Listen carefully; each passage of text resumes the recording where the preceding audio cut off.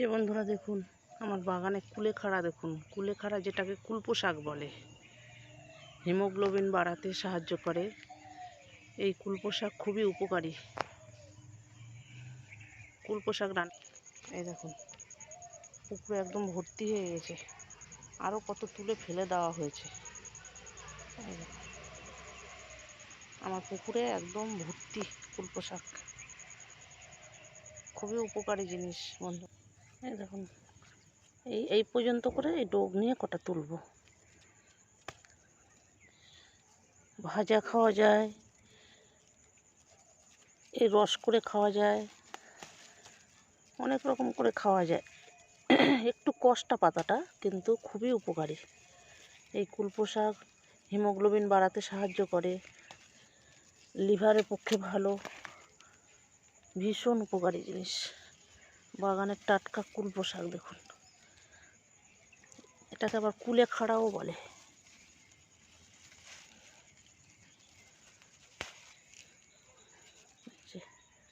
এইভাবে কয়েকটা তুলে নেব।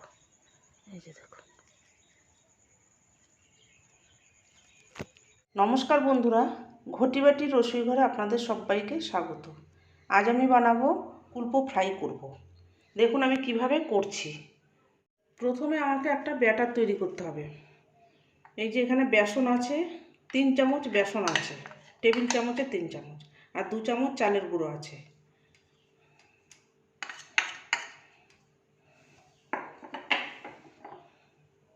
আর দেবো এই যে সুজি, এখানে 1.5 চামচ সুজি আছে। দেবো একটু কালো জিরে, পরিমাণ মতো নুন, স্বাদের জন্য একটু মিষ্টি দিয়ে দেবো। কুলপো শাক অ্যাকচুয়ালি একটু কষ্টা কষ্টা টাইপের হয়, কিন্তু রান্না করে খেলে আর সেটা বোঝা যায় না। একটু হলুদ দেব ব্যাটারে, একটু লঙ্কার গুঁড়ো দিচ্ছি। এটা আপনি দিতেও পারেন, নাও দিতে পারেন। আবার অনেকে আদা রসুন দিয়েও ওই ব্যাটারটাকে গুলতে পারে, আমি এখানে আদা রসুন ব্যবহার করছি না। একটু ধনিয়া গুঁড়ো দিচ্ছি। এবার এই ব্যাটারটাকে ভালো করে মাখিয়ে নিয়ে তৈরি করব। শুকনো উপকরণগুলোকে ভালো করে মাখিয়ে নেব। এবারে শুকনো উপকরণগুলো মেশানো হয়ে গেছে, অল্প অল্প করে জল দিয়ে ব্যাটারটাকে তৈরি করব।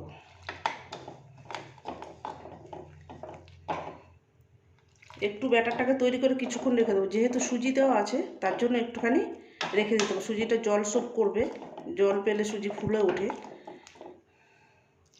এইভাবে করে আমি করে নিয়ে আসছি।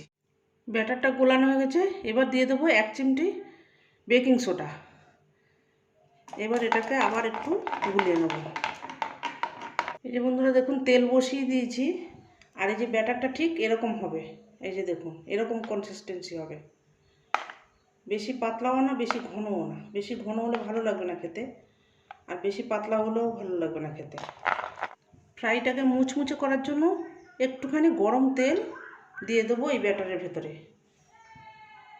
এই ব্যাটারের ভেতরে দিয়ে দিলাম, এটা মুচমুচে হবে, ভালো ভালো করে ফেটিয়ে নিতে হবে।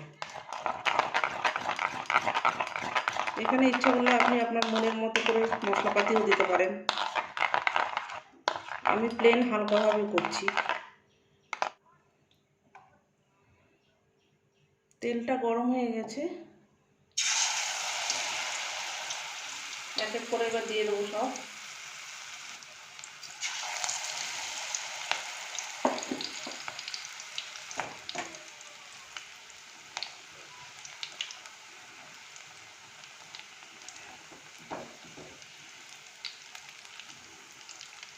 দারুণ সুস্বাদু হয় খেতে বন্ধুরা। এটা হয়ে গেছে, এই যে দেখুন এইভাবে মুচমুচে করে ভেজে তুলে নিতে হবে। এটাকেও তুলে নিচ্ছি।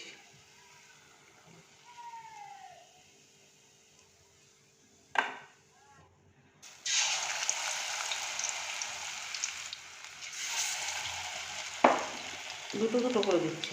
চায়ের সাথে এটা খেতে পারেন, বা গরম ভাতের সাথে ডাল দিয়ে এটাও খেতে পারেন। ডালের সাথে জাস্ট জমে যাবে একদম। কি সুন্দর মুচমুচে হয়েছে দেখুন।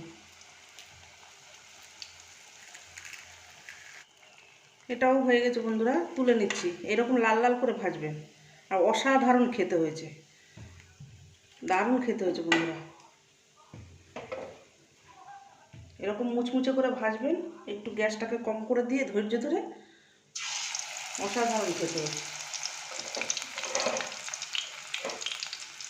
এইভাবে করে আমি সব কটাকে ভেজে নিয়ে আসছি। এই দেখুন বন্ধুরা, চায়ের সাথে স্ন্যাক্স হিসেবে ব্যবহার করেছি। এরকম মুচমুচে করে ভাজবেন, একদম মচমচে হয়েছে, কি সুন্দর। কুলপো ফ্রাই দারুণ খেতে হয়, এটা ডালের সাথেও খেতে পারেন বন্ধুরা। এরকম নিত্য নতুন ভিডিও পেতে আমার চ্যানেলটির সঙ্গে থাকবেন, সাবস্ক্রাইব করবেন, লাইক করবেন, প্রচুর প্রচুর শেয়ার করবেন। নেক্সট ভিডিও আসার অপেক্ষায় থাকবেন। ততক্ষণ আপনারা সবাই সুস্থ থাকুন, ভালো থাকুন, সাবধানে থাকুন। ধন্যবাদ।